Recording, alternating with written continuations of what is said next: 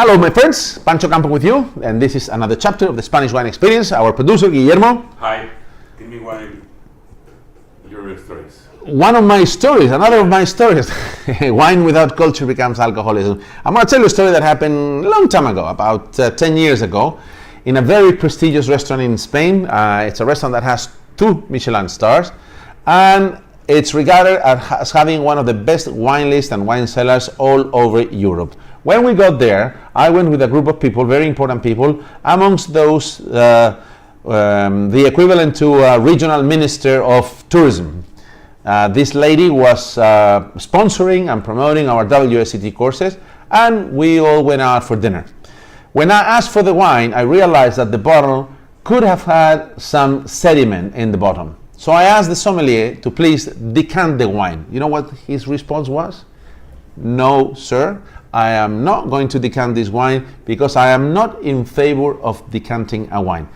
Listen, I don't care if you're in favor or not, but if I am the customer and you know that I am a wine professional, you should not question something that the customer wants.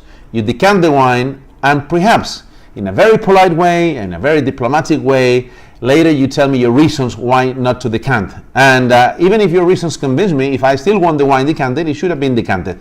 Now the problem was not that. The problem was that he started serving the wine, and when he had to serve this lady, this politician, all the sediment went into her glass. This lady knew nothing about wine.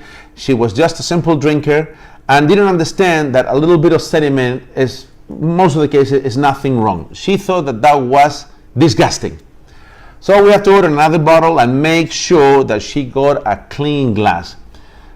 The morale, the story behind this anecdote is that people working in restaurants with wine, you should have more training, not in swirling the glass, not on rootstocks, not on grape varieties, not on the small producer from the most unknown valley in Sonoma. You should pay more attention to customer service, the way you talk, public speaking, the way you present yourself, and making sure that the customer has a pleasant and enjoyable experience, and that will hook them into wine. That is how we will attract more consumers to our sector, which in Spain is losing consumers rapidly.